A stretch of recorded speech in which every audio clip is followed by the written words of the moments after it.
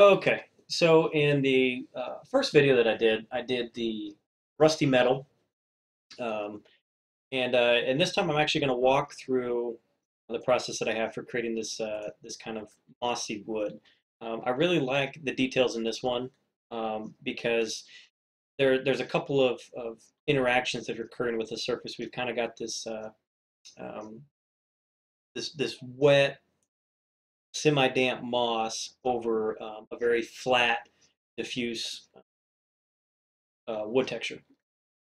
So we'll go ahead and sure. Yep. So move this out of the way.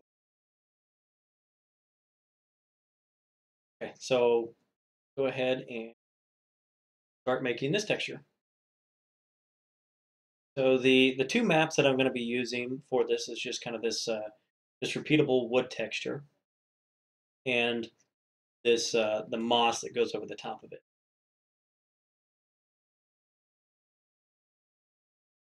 Okay. So same thing, same process. I know I'm going to start with wood, and then we'll move on to the moss.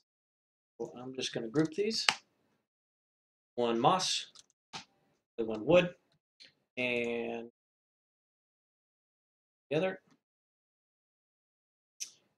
and diffuse. I usually keep my diffuse and my spec channel maps all in the same Photoshop file, and my gloss and my normal maps in another separate one. Okay, so I'm going to hide my moss. We're going to start with the wood. I'm going to go back again to my reference chart. Um, as you can see, most of our value ranges fall within this area, kind of this almost black to about 50% gray. Now, this particular reference chart doesn't give me any help because it's stone, fabric, and ceramic. So I don't see anything in there for wood. I'm not going to worry about that. What I'm going to do is I'm just going to save this texture out as is. So go wood, PBR2, and we'll save it as diffuse low quality.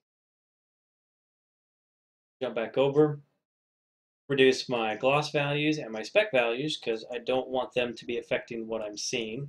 Our diffuse is set at 255 and that, and I'll go ahead and plug in that. Go. Our diffuse map into the diffuse channel. There we go. That is not what I saw in Photoshop at all. See here, this looks more balanced, and this is blown out. Now, let me go ahead and increase the time of day to noon, and you can see the surface is extremely, extremely bright. So rather than using the chart reference, what I'm going to do here is the same thing that the same little trick that I use for the spec channel. I'm going to open up my diffuse color, and I'm going to reduce this down to about the point where it looks like the wood texture that I have. And I'm going to remember this value, 106, the luminance value. I'm going to take this over to Photoshop. So 106 is the number I need. I'm going to cancel so I don't save that. Jump over into Photoshop. On my wood texture, I'm going to create a new levels. And the output levels, type in 6. There we go. No guesswork involved, completely perceptual. That is, I saw what it was in CryEngine, and that's what I wanted. So using that luminance value, I will now save out. And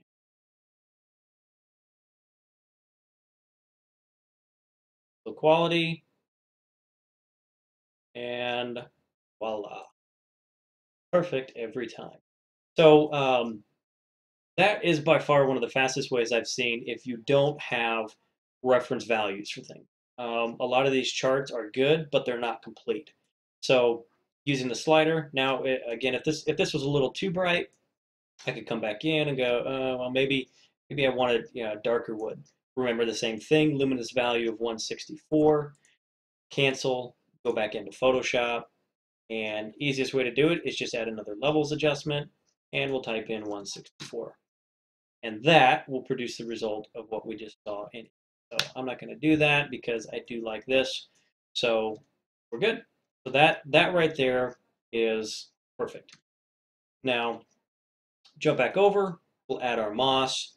Now, considering that just taking knowledge over from what I just did with the wood, uh, I'm just going to pretty much do the same thing with my moss. Now, let me show you what this would do. So right now, I can tell you that that green is probably too intense and a little too bright.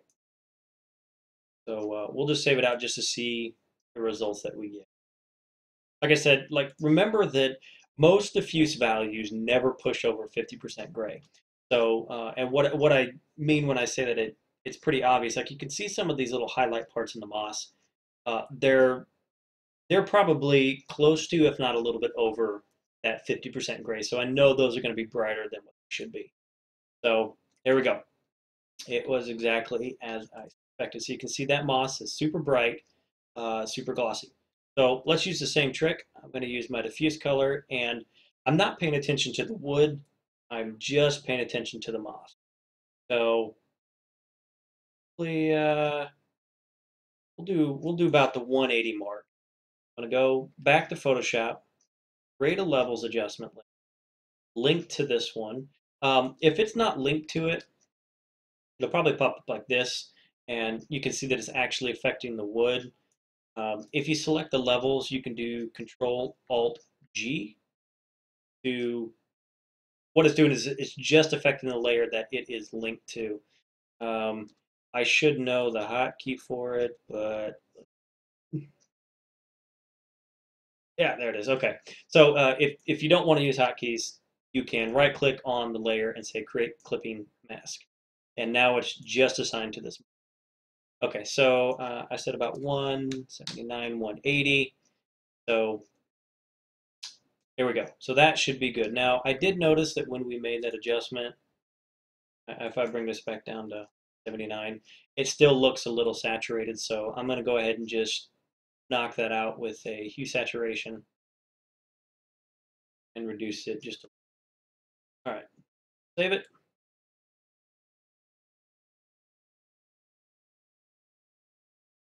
And see what it looks like.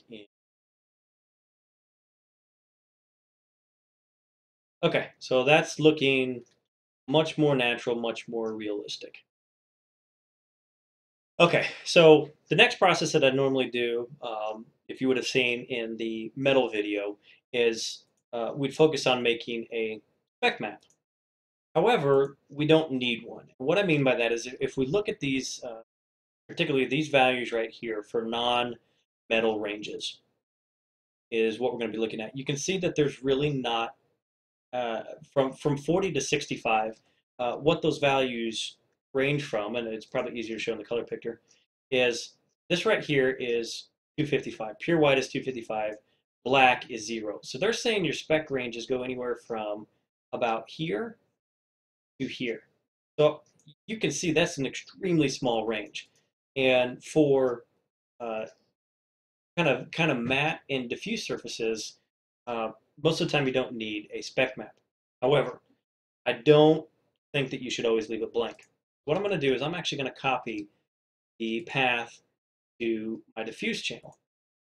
Um, in the past with the metal video, you saw that the spec channel adds a lot of color back to the surface, especially as it's reflecting and bouncing light off. So I'm going to put the diffuse map into my spec channel and then bring my spec color back up, and you'll see what happens here. So you can see that it gives just a little bit more coloration and just a little bit more definition to the surface. So I'm going to use that in there. It's cheap because I've already got to load this map into texture memory, which means assign it to the specular map channel, not using any more texture memory. So we'll leave that. No need to do any more on the spec channel. So let's go ahead and move on to diffuse map. So glossiness, you can see we have lacquered wood and uber shiny moss. Cool effect, but that's not what I'm going for. I want a real, more realistic look. So I'm just going to reduce that for now. Jump back. So same rules apply with every single normal map that you're going to use with a gloss channel. It needs to be in 16-bit. So create a new Photoshop document, and you can do it within the window here. So you create your pixels, and in color mode, change this to 16-bit. That will create a new document in 16-bit color. However, if you open one up, it's 8-bit. No worries. Go to image mode and make sure it's in 16-bit. Okay, so I'm just gonna break down again the process for both of these. So this is my old ones, just in case we need to reference it back. I'm going to delete my alpha channel, which is my gloss map. Create one called normal. Another group and gloss. See what's going on. Color the normal blue or purple. Gloss. Okay, so first things first, I'm going to create a new layer. Control Shift N or layer new layer right there. Go to this. We're going to do 128, 128, and 255. This is our perfect purple that a normal map starts off. So I'm going to use this as my base. Create two new groups. Since I want to work with these individually, one's going to be for my wood, and the other is going to be for my gloss. Oh, I'm sorry, not for my gloss, for my moss. Peter Griffin on the brain. Okay, so I'm going to bring these two textures over. Bring wood over. Go. Wood texture. And I'm going to bring my. I'm bringing these over without any of the color adjustments or anything like that because I don't need them. I'm going to have to make changes anyway. Okay, so as I said before, I'm going to use the Nvidia normal map filter that you can add into Photoshop to process all this. But it does need to use grayscale values. So this one is not a smart object, so I'm just going to do Control U, which is just a hue saturation adjustment, or you can go to Image Adjustments, Hue Saturation, completely take out all the color information, and I'm going to leave it just as is, and I'll explain here in a second. So I'm going to duplicate it in case I ever need to go back in and this, hide it, and filter. Normal map, NVIDIA Tools normal map filter. I'm going to set this at 4 since I'm not at the scale. As I said before, well, I'll just start from the top. So filter type, using the 4 example is the sharpest, most crisp you can get. The higher you go up in the values, the smoother the surface values are. This is just something you have to play with to determine what's going to work best for you. In this case, I want these details sharp. I'm going to use average RGB, and I'm going to use my alpha field set to 1. Most of the time, I leave all of those settings static, and what I'll play with is scale. If you have it set to a scale of 1, it's not going to be as dramatic of a difference as, say, if you bump it up to 20 to 50, whatever you want to do. That's actually, you can kind of see what it's doing here. You see how it's popping the details way more. In this case, I'm going to leave it at 4. Okay, it will run, and there we go. Now, the reason why I said I'm not too concerned right now with the scale is because I've got this flat purple down below. So this is just the neutral purple. What I can do with this level is I can take it and just adjust my opacity. And essentially what I'm doing is I'm decreasing the height field on that. So I'm going to keep this for now. Let's go ahead and save this. I do need to add an alpha channel for the DDNA to actually save out correctly, which in this case I'm just going to leave it black, which means there's going to be no gloss because I just want to see what my normal map is. So we'll save this out as Mossy would do underscore DDNA. Save it. Using the underscore DDNA automatically populates it with the normal map with gloss and alpha. Perfectly fine. Let's save that out. we'll go in, and what I'm going to do here is I'm going to reduce by diffuse and my spec, because I just want to see what's happening with my load that too.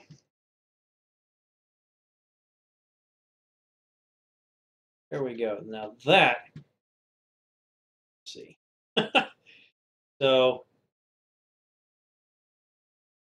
see if I can get some, just reducing the time of day so you can kind of see. So we got those details. Unfortunately, it is not headed in the right direction. So I'm going to jump back real fast, delete that layer I just did. Since I've got my base already, I'm going to duplicate it again, add the original, normal map filter, and in this case, I'm going to do invert Y. That should give me the opposite thing. Reduce this just a little bit more, and we're going to save it back out. Oh,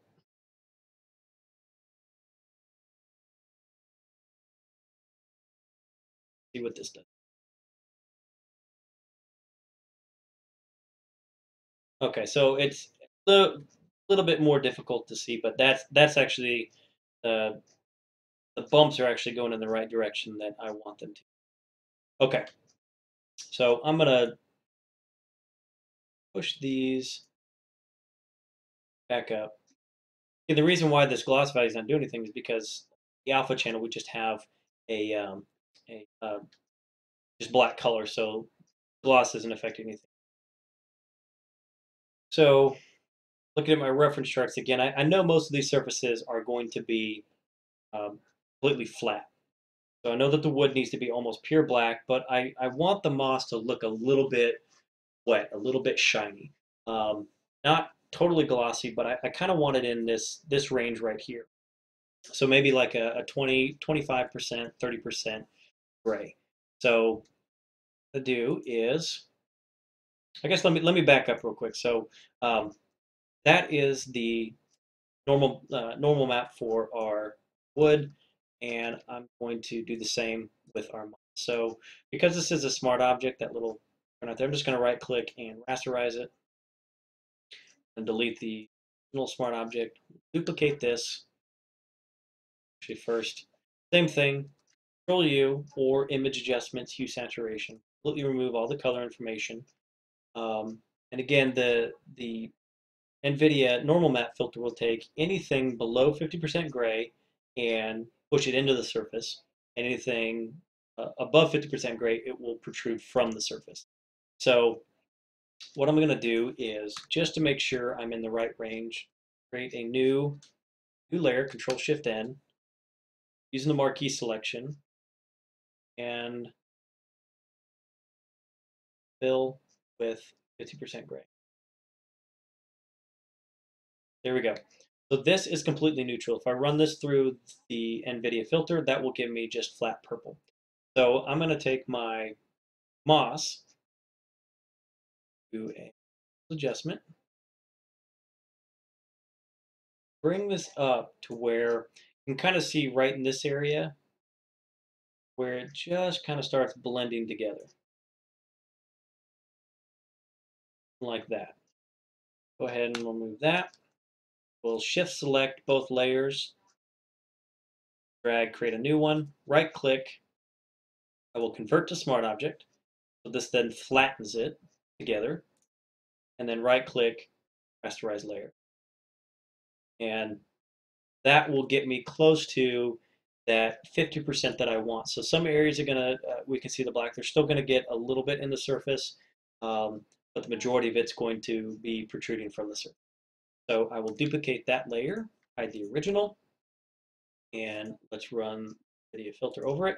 Like I said, not concerned right now about scale.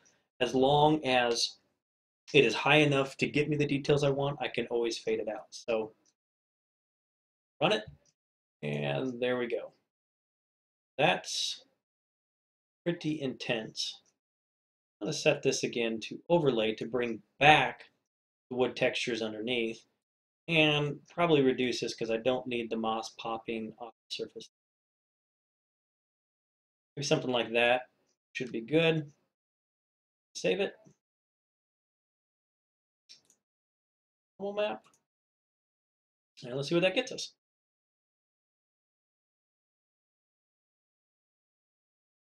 Well, all right, there we go. So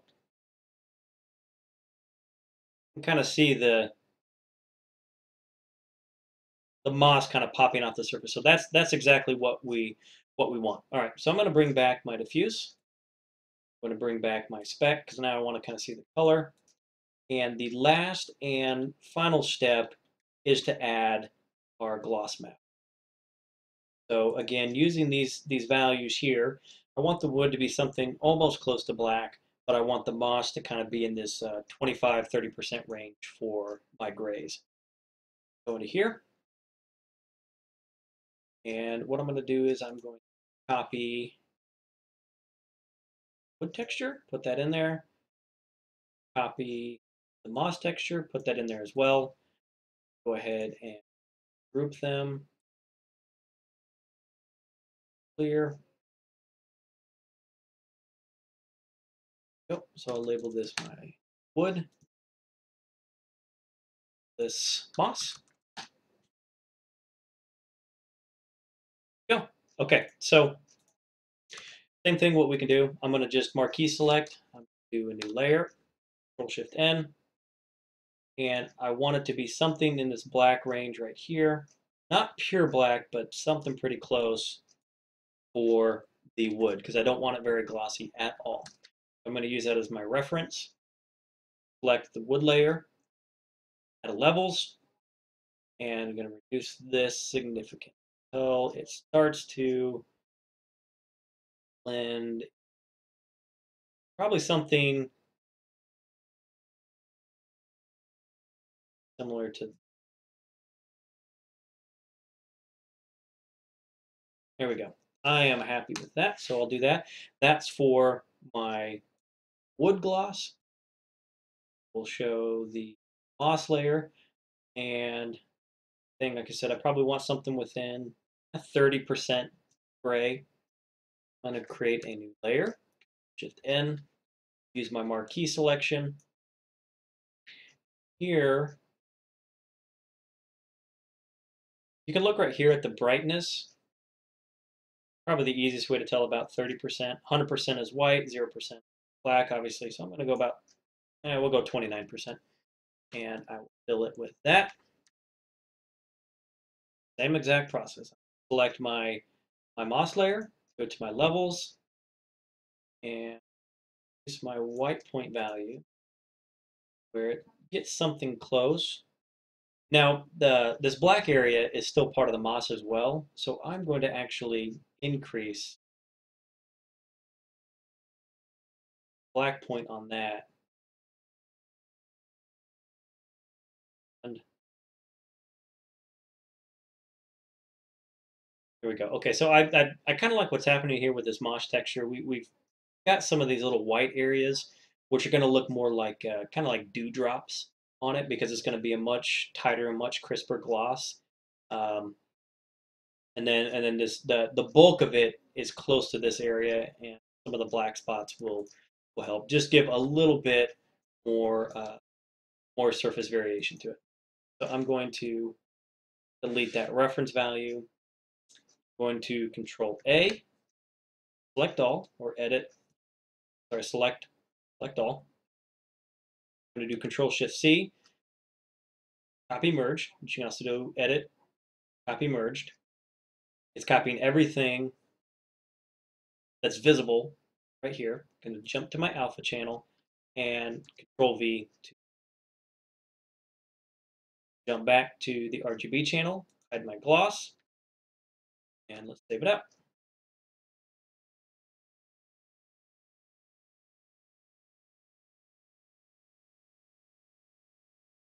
See what we get.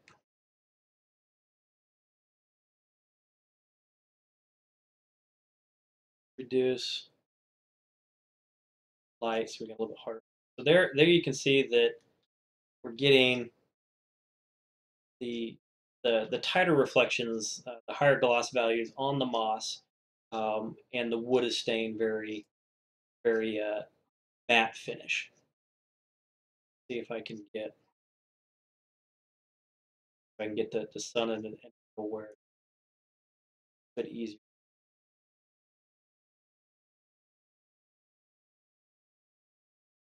See a little bit kind of bouncing off of that edge there.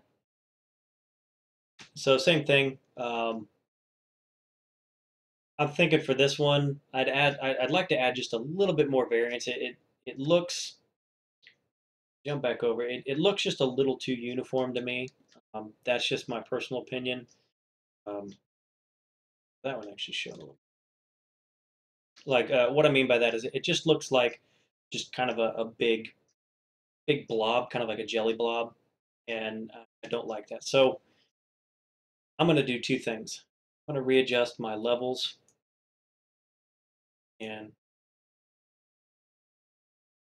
a little bit more contrast in it. I'm going to create a new layer. I'm going to make sure that my color channels are set to default. Press D, which gets me back to black and white. And I'm just going to fill it, any of the color. And I'm going to do a filter, render clouds. And I'm going to apply this as overlay. I don't want it to apply on the wood necessarily. It would be a cool effect. So you can right click on it, create clipping mask, or the hotkey is Control Alt G.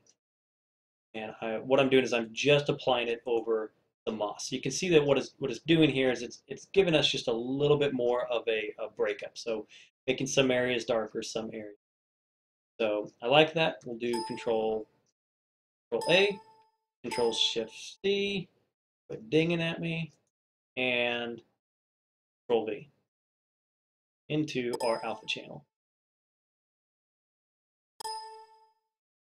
That's annoying. Okay, so jump back to RGB. We'll hide our gloss and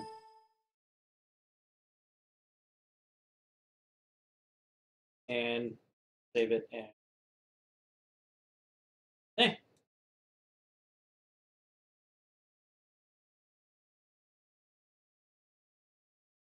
oops. So definitely a lot better. You can see kind of in this area here, it's not as strong. And of course, if we wanted to use it just a little bit in the material editor, so it's a little bit less. Yeah. So that right there should get you majority of matte surfaces. So again, the big differences between matte surfaces and metal surfaces, so metallic surfaces, is it's a good idea to reuse your diffuse map in your specular map. Reason being for that is the spec values for non-metallic items is extremely low, which means there's very little noticeable difference in terms of the light that's reflecting off of the surface. So using your diffuse map in your specular channel helps to really boost those colors up. That's not going to show over well, but definitely reuse your diffuse map in your spec to start with. If you need to deviate, that's fine too. So there you go. Again, I hope that helps. A couple more videos coming your way. So hope you guys enjoyed. Thanks.